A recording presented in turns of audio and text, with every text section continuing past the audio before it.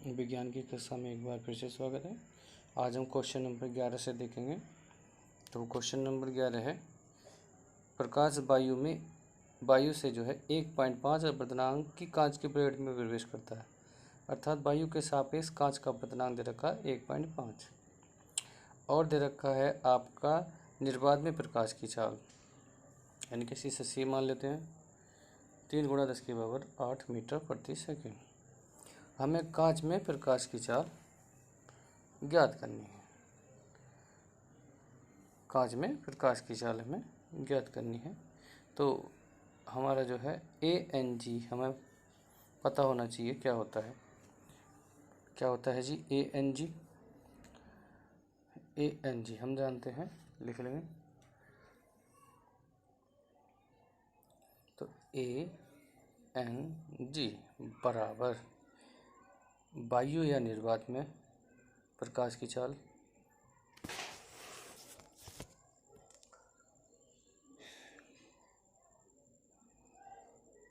वायु में प्रकाश की चाल बटे कांच में प्रकाश की चाल।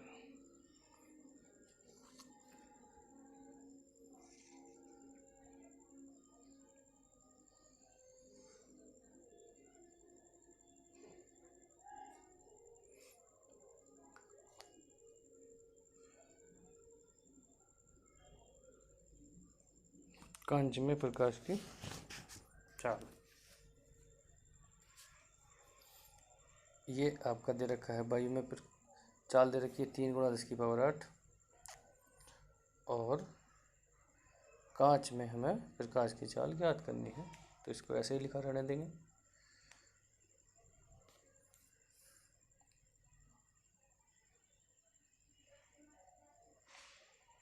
अब ये क्रॉस मल्टीप्लिकेशन से 1.5 नीचे आ जाएगा, अतः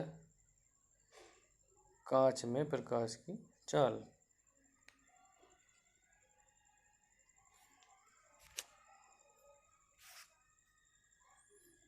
बराबर आ जाएगा 3 × 10⁸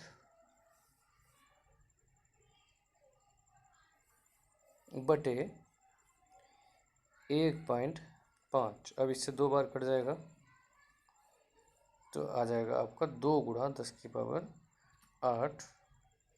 मीटर प्रति सेकंड। इसके बाद क्वेश्चन नंबर 12 दे रखे हैं, वायु तथा कांच में प्रकाश की चाल दे रखी है 3 × 10⁸ मीटर प्रति सेकंड और 2 × 10⁸ मीटर प्रति सेकंड। तो वायु के सापेक्ष कांच का अपवर्तनांक हमें ज्ञात करना है। तो देखते हैं क्वेश्चन नंबर 12।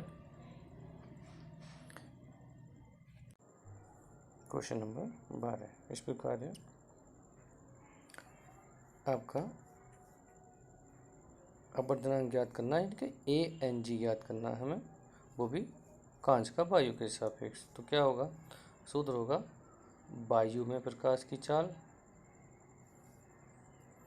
वायु में प्रकाश की चाल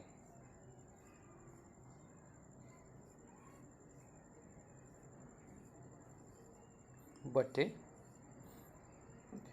कांच में प्रकाश की चाल।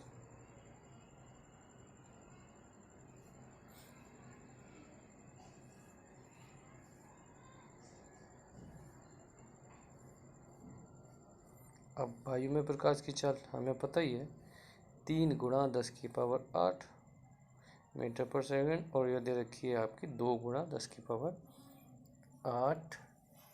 मीटर प्रति सेकंड। अब 10⁸ से 10⁸ कैंसिल हो जाएगा और ये 1.5 ये आ जाएगा हमारा अपवर्तनांक। इसके बाद अब देखते हैं हम क्वेश्चन नंबर 13, वायु के सापेक्ष जल और कांच के अपवर्तनांक 4/3 और 2/3 है। कांच का जल के सापेक्ष अपवर्तनांक ज्ञात कीजिए। ये हमारा क्वेश्चन है। चलो अब देखते हैं क्वेश्चन नंबर 13।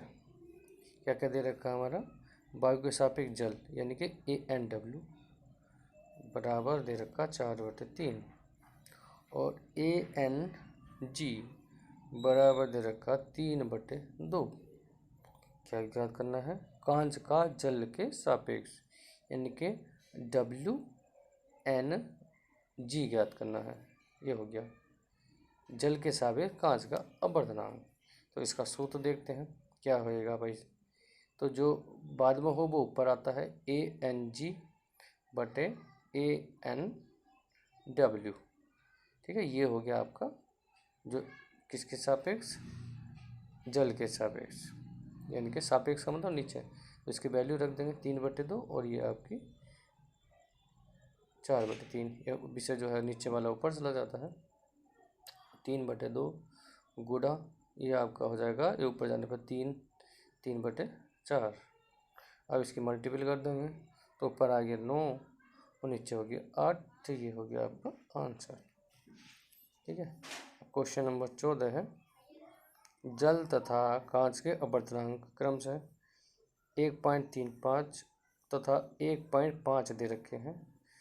ठीक है, तो जब कांच जो है प्रकाश किरण कांच से जल में जा रही है तो कितना अपवर्तनांक होगा? तो देखते हैं क्या दे रखा है आपका।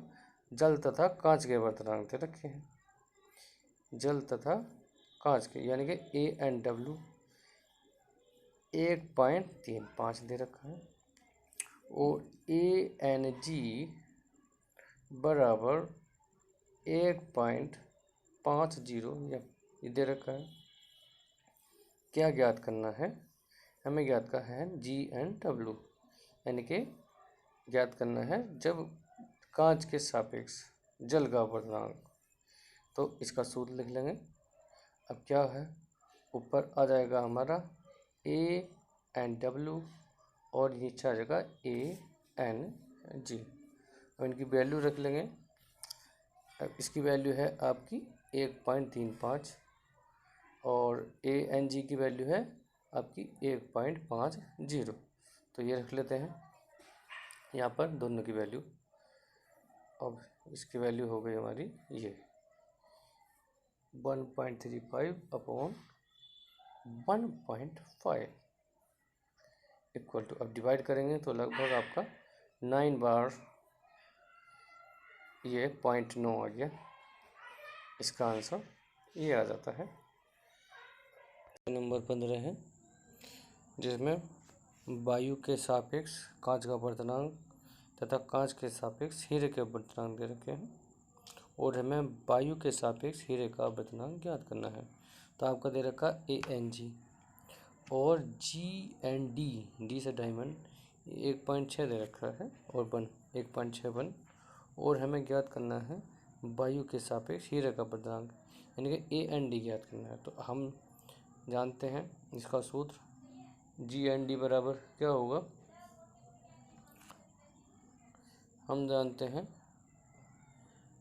GND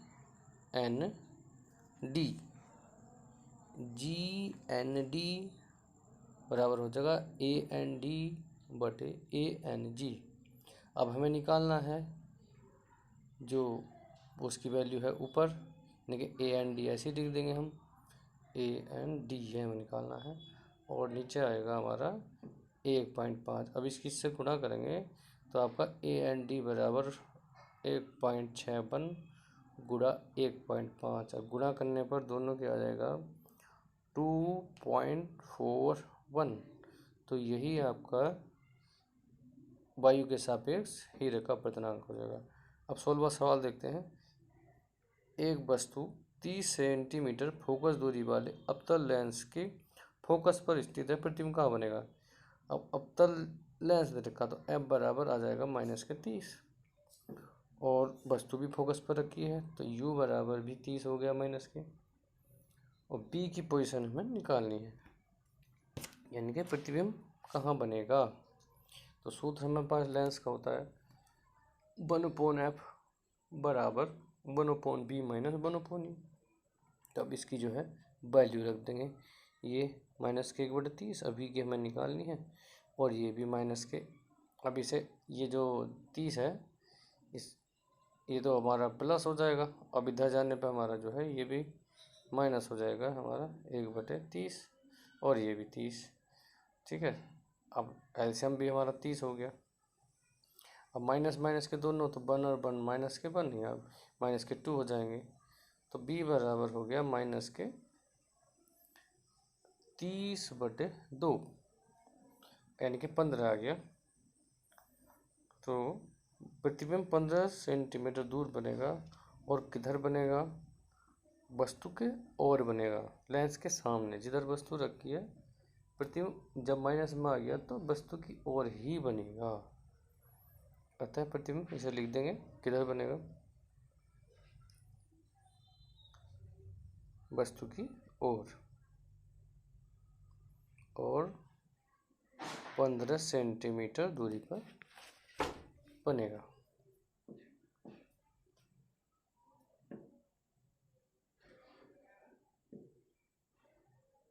ठीक, इसके बाद 17वां सवाल देखेंगे। 2 मीटर फोकस दूरी वाले अवतल लेंस की क्षमता क्या होगी? बड़ा हल्का सवाल है।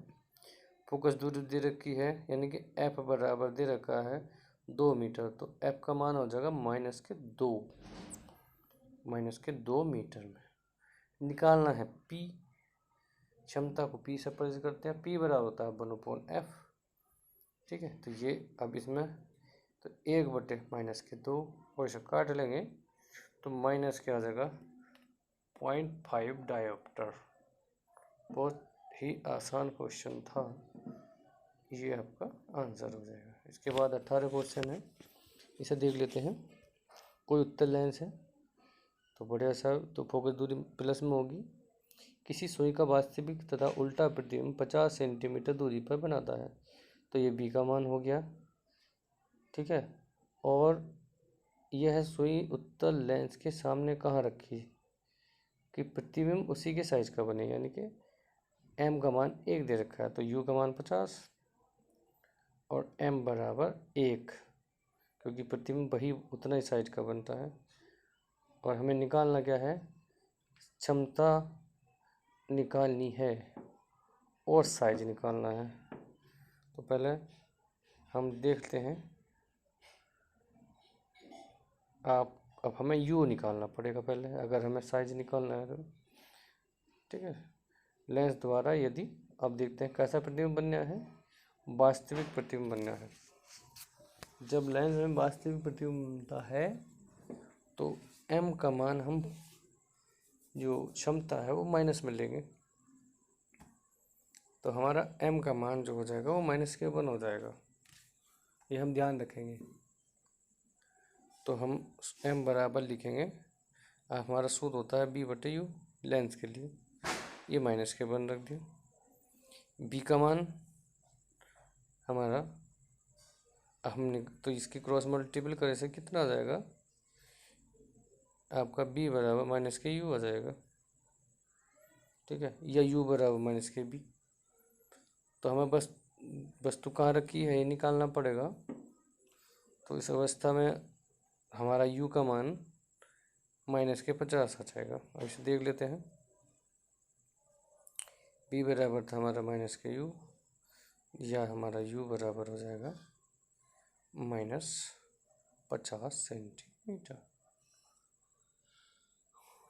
अब हमें निकालनी है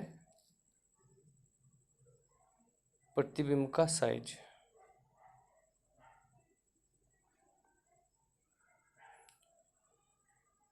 नहीं, वो निकालना है हमें पहले फोकस दूरी देख, तो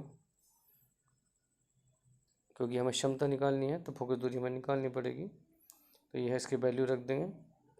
ये आ गई हमारी f बराबर 50/2 हो गया, यानी कि 25 आ गई। क्योंकि उत्तल लेंस है इसलिए फोकस दूरी प्लस में रहेगी। अतः अब निकाल लेंगे भैया इसकी क्षमता। p बराबर होता है 1/f, क्योंकि f दे रखा हमारा सेंटीमीटर में, इसलिए 100 ऊपर ले लेंगे, 100/25 यानी कि +4। तो क्षमता हमारी +4 आ जाएगी लेंस की। ठीक, अब ये हमारा आंसर हो जाएगा। तो हमारे जो दोनों उत्तर हैं यू का मान भी आ गया। अब हमारा 19वां सवाल है 5 सेमी लंबा कोई बीम यानी कि वस्तु है 10 सेमी फोकस दूरी के किसी अभिसारी यानी कि उत्तर लेंस से 25 सेंटीमीटर दूरी पर रखी है। तो वैल्यू दे रखी है हमारी h बराबर 5 और f बराबर आपका 10 कोई प्लस के यानी कि और u का मान दे रखा हमारा 25 माइनस के 25 हो जाएगा। अब हमें b निकालना है। प्रतिबिंब की स्थिति साइज और प्रकृति बतानी है, कैसा कैसा बनेगा। तो सूत्र लगा देंगे लेंस को। अब इनकी वैल्यू रख देते हैं जो जो दे रखी है। हमें b की वैल्यू तो हमें निकालनी है, तो b जो है ऐसे ही रहने देंगे और u का वैल्यू 25 दे रखा है, तो 1/25 वही माइनस के, और f की वैल्यू दे रखी 10 इधर रख देंगे। अब ये माइनस दोनों कट गए तो प्लस हो जाएगा, अथवा 1/v बराबर हो जाएगा 1/10। अब इधर जाकर माइनस हो जाएगा 1/25। अब दोनों का एलसीएम ले लेंगे 50, ऊपर आ जाएगा 5 - 2, इसका पारा 2 बार जाएगा तो 1/b बचेगा जो भी है हमारा, तो 50 ऊपर चला जाएगा, नीचे 3 आ जाएगा। तो इसे डिवाइड करने पर आपका आ जाएगा 16.7 यानी कि 16.66 आधा चला जाता है तो इसलिए 16.7 लिख देंगे, इतने मीटर आ जाएगा, सेंटीमीटर आ जाएगा। अब हमें निकालनी है इसकी कि प्रतिबिंब का साइज निकालना है। तो सूत्र हमारा ये है h'/h बराबर b/u। अब h' का वैल्यू हमें निकालना है, h का वैल्यू 5 दे रखा। अब इनकी u और b के मान रख देंगे। v का मान हमें दे रखा था, नहीं निकाला है हमने 50/3, ये 50 ऊपर 3 नीचे, और u का मान था हमारा माइनस के 25। अब माइनस शुरू में लगा देंगे, 2 बार कट गया। अब इसकी क्रॉस मल्टीप्लिकेशन से h' आ जाएगा 10/3, वैसे डिवाइड करेंगे तो 3.33 आ जाएगा हमारा, 3.33 सेंटीमीटर। तो इससे पता चलता है कि प्रतिबिंब छोटा बनेगा और वास्तविक बनेगा, उल्टा भी बनेगा। अब इसका जो है हमें आरेख और खींचना है, तो अब देखते हैं आरेख इसका। बीच में हमने लेंस लगा दिया, प्रथम फोकस, और इसमें इधर द्वितीय फोकस, और वस्तु रखनी है हमें 25 सेंटीमीटर दूरी पर, यानी कि 10 और 10 20, यानी कि वक्ता केंद्र से बाहर रखनी पड़ेगी वस्तु को। तो यहाँ रख देते हैं वस्तु को। अब एक रेखा समांतर जाएगी और कहाँ से निकलेगी, फोकस से निकलेगी, ये हमारी दिशा हो गई। दूसरी मध्य बिंदु से होकर जाएगी ये, और जहाँ मिलेंगी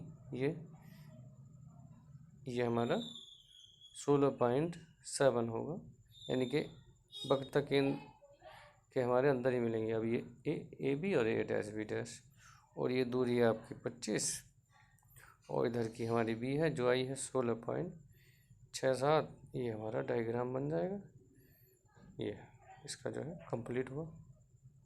अब इसकी जो है हम कैसा बनेगा प्रतिबिंब वो भी लिख देते हैं। प्रतिबिंब